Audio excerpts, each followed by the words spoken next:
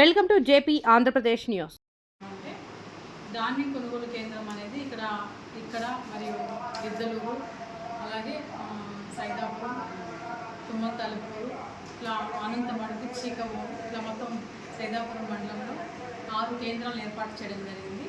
అందులో ఎంఆర్ఓ గారికి ఒక 3 ఇచ్చున్నారు, ఎంపీడీఓ సార్కి ఒక 2 ఇచ్చున్నారు, ఎంఈఓ నాకు ఒక 2 ఇచ్చున్నారు. మొత్తం ఈ పీపీసీ ధాన్యం కొనుగోలు కేంద్రాలన్నింటినీ ఇలా మండల ఆఫీస్ అందరికీ కూడా డివైడ్ చేసి ఇచ్చి నంబర్ ఆఫ్ ఇన్స్పెక్షన్స్ చేసి రైతులందరికీ కూడా ఒక అవగాహన అనేది ఏర్పాటు చేయాలి. మద్దతు ధర మీద రైతులందరికీ, చివరి రైతులందరికీ కూడా ఈ ధాన్యం యొక్క మద్దతు ధర అందరికీ కూడా తెలియచేయాలి అని చెప్పేసి గౌరవ కలెక్టర్ గారి యొక్క ఉత్తర్వుల మేరకు ఈరోజు ఇక్కడ ఎంపీడీఓ సార్ నేను ఇక్కడ తిరుమల గ్రామానికి రావడం జరిగింది. మెయిన్గా మనకి సాధారణ రకము, గ్రేడ్ ఏ రకం అనే 2 రకాలు ఉన్నాయి. గ్రేడ్ ఏ రకానికి 19,720 రూపాయలు పుట్టి ధర ఉంది. పుట్టి 840 కేజీస్ అంటే ఒక పుట్టి, 840 కేజీలు ఒక పుట్టి ధర. దానికి వచ్చేసి 19,720 రూపాయలు ప్రభుత్వం యొక్క ధర నిర్ణయించుకుంది. అలాగే సాధారణ రకం వచ్చేసి దాని యొక్క ధర వచ్చేసి పుట్టి 19,550 రూపాయలు ప్రభుత్వం వారు నిర్ణయించి ఉన్నారు. కాబట్టి రైతులందరికీ మెయిన్గా ఈ ధర అనేది, పుట్టి ధర తెలియాల్సిన అవసరం ఎంతైనా ఉంది. మనకి ఎక్కువగా ఈ తిరుమలలో చూసుకుంటే మనకి కేఎన్ఎం, షుగర్లెస్ వెరైటీస్ అంతే కదా ఎక్కువ వేస్తున్నారు. ఆర్ఎన్ఆర్, కేఎన్ఎం ఈ రకాలు సాగు చేస్తున్నారు. ఇవి 2 కూడా గ్రేడ్ ఏ కిందకు వస్తాయి. కాబట్టి దాని యొక్క రేట్ ఎంత? 19,720 రూపాయలు. రైతులందరికీ కూడా మేము ప్రతి వారం కూడా వస్తున్నారు. సార్ లాస్ట్ వీక్ కూడా వచ్చారు, మరలా ఈ వీక్ మరలా వచ్చాము. వచ్చి రైతులందరికీ కూడా ఈ ధర అనేది తెలియాలి. అలాగే ఈ యొక్క ప్రాసెస్ అనేది కూడా తెలియాలి. అంటే ఒక అపోహ ఉంది రైతుల్లో, ఏమనంటే మేము ఎండబెట్టాలి, గవర్నమెంట్కి ఎత్తాలి అంటే కొంచెం ఇక్కడ ఒక లేట్ ప్రాసెస్ ఒకటి ఉంటుంది అనే ఒక ఉద్దేశం ఉంది రైతులకి. ఈ అపోహ తొలగించాలి, రైతులందరికీ కూడా ఈ అపోహ తొలగించాలి అనేది మా యొక్క ఉద్దేశము, ప్రభుత్వం యొక్క ఉద్దేశం. మెయిన్గా దాన్ని రైతుల వరకు చేరుస్తున్నాము. ఏంటంటే మీరు వరి కోత వస్తుంది, ఒక వారం రోజుల ముందస్తుగానే ఈ సచివాలయంలో ఉన్నటువంటి గ్రామ వ్యవసాయ సహాయకులు ఉన్నారు, మీ అందరికీ కూడా తెలుసు, మస్తాన్ ఉన్నారు. మీరు తన దగ్గరికి వచ్చి జస్ట్ ఇన్ఫర్మేషన్ ఇవ్వాలి. ఇంకొక వారం రోజుల్లో మేము వరి కోతని కోస్తున్నాము అనేసి ఇన్ఫర్మేషన్ ఇచ్చిన వెంటనే ఆయన ఏం చేస్తారు, ముందు షెడ్యూలింగ్ ఇస్తారు. షెడ్యూలింగ్ అంటే ఏంటంటే ఫలానా రోజు, ఫలానా తేదీ, ఫలానా సమయంలో, ఫలానా రకము అంటే కేఎన్ఎం కానీ, బీపీటీ కానీ, నెల్లూరు మసూరా కానీ, లేదంటే షుగర్లెస్ కానీ, వాట్ ఎవర్ అయితే ఏ వెరైటీస్ అయితే ఉన్నాయో ఆ వెరైటీస్ అన్ని ఏదైనా సరే ఫలానా రోజు కోతకి వస్తుంది, ఫలానా సుబ్బయ్యనో ఏదో రైతు పేరు, ఈ డేట్లో మనకి షెడ్యూలింగ్ ఇస్తారు వాళ్ళు. షెడ్యూలింగ్ ఇచ్చిన వెంటనే దాని అర్థం ఏంది, ఈ రోజు కోతకు వస్తుంది కనుక ఆ రోజు లోపల వాళ్ళకి ఈ ధాన్యం అనేది మనం తీసుకోవడానికి రెడీగా ఉంది అనేసి షెడ్యూలింగ్ ఇస్తారు. షెడ్యూలింగ్ ఇచ్చిన వెంటనే మీరు కట్ చేసుకోవాలి, కోత జరుగుతుంది, వరి కోత జరుగుతుంది. కోత జరిగిన తర్వాత మీరు కాస్త ఎండబెట్టాలి. ఎందుకంటే తేమ అనేది మనం కోసిన వెంటనే వరిలో తేమ శాతం ఒక 20-30 కూడా ఉండొచ్చు, 30% కూడా ఉండొచ్చు. దాన్ని కొంచెం తగ్గించాలి కనుక ఒకసారి ఎండబెట్టినట్టయితే. ఇంకొక మీకు ఉన్న పెద్ద అపోహ ఏంటంటే మరీ ఎక్కువ తేమ శాతం ఉంటే కనుక తీసుకోలేమో, గవర్నమెంట్ తీసుకోలే, ఎక్కువ ఎండబెట్టాలి అనే ఉద్దేశం ఉంది. కొంచెం అటు ఇటుగా ఉన్నా కూడా తేమ శాతం తీసుకుంటారు. 1% ఇప్పుడు 18 లేదా 19, 20 అట్లా ఉంది, 17% పైన కొంచెం అటు ఇటుగా ఉంది, తీసుకుంటాము. ఒక 1%కి 1% తరుగు మిల్లర్స్ అడుగుతారు జనరల్గా, ఎందుకంటే తరుగు అట్లా అడుగుతారు.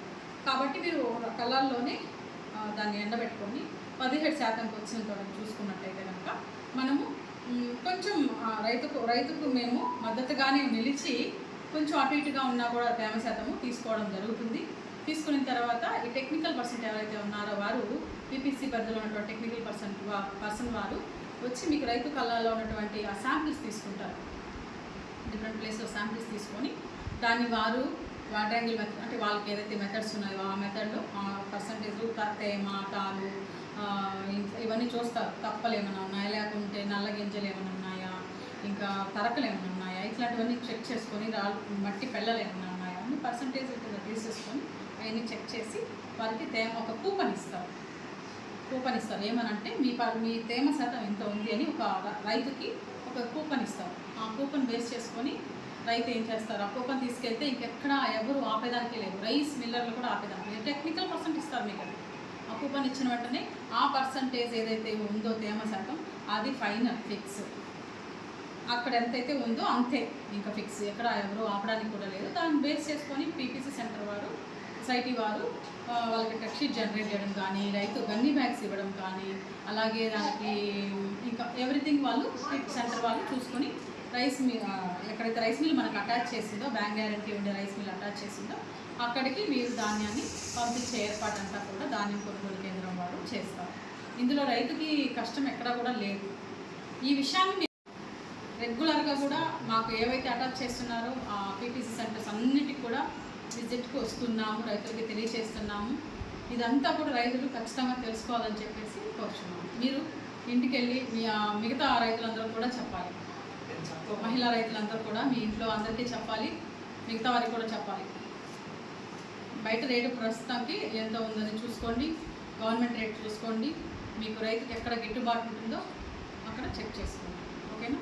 మేము ఎప్పుడు కూడా ప్రతి రైతుకి కూడా 100% సపోర్ట్ ఇస్తున్నాము. ధాన్యం కొనుగోలు కేంద్రంలో ఖచ్చితంగా రైతు తీసుకొని మద్దతు ధర పొందాలని చెప్పేసి ఈ యొక్క సమావేశం యొక్క ముఖ్య ఉద్దేశం. అందులో భాగంగానే ఈరోజు ఇక్కడికి రావడం జరిగింది. ఈ గ్రామ సభను ఉద్దేశించి ఎంపీడీఓ సార్ని మాట్లాడాల్సింది.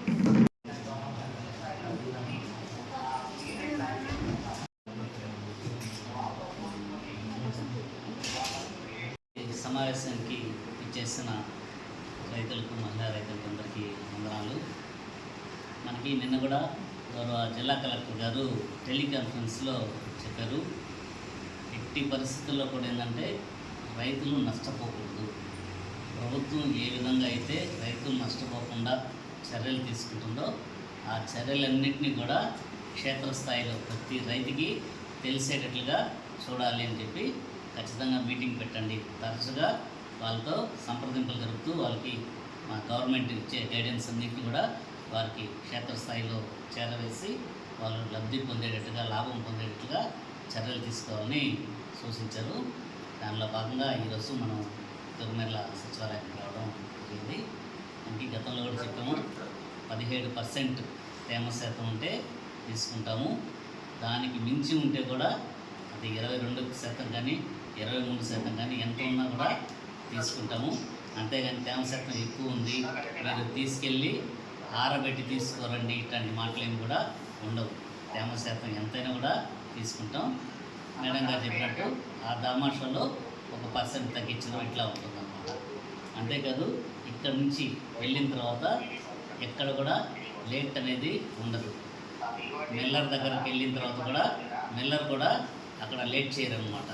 అక్కడ మన ప్రభుత్వ శాఖకు సంబంధించిన ఒక ఉద్యోగి ఉంటారు, ఖచ్చితంగా పోవడం వెంటనే వాళ్ళు తీసుకోవడం ఉంటుంది.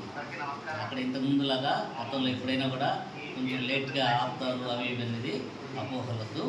కాబట్టి మనం రేట్లు చూసుకోండి, ఇక్కడ బాగుంటుందా, ప్రభుత్వం తరఫున అమ్మితే బాగుంటుందా, ప్రైవేట్గా అమ్ముకుంటే బాగుంటుందా, బేరీజ్ వేసుకొని మీకు ఎక్కడైతే లాభదాయకంగా ఉంటుందో అక్కడ మీరు అమ్ముకోవచ్చు.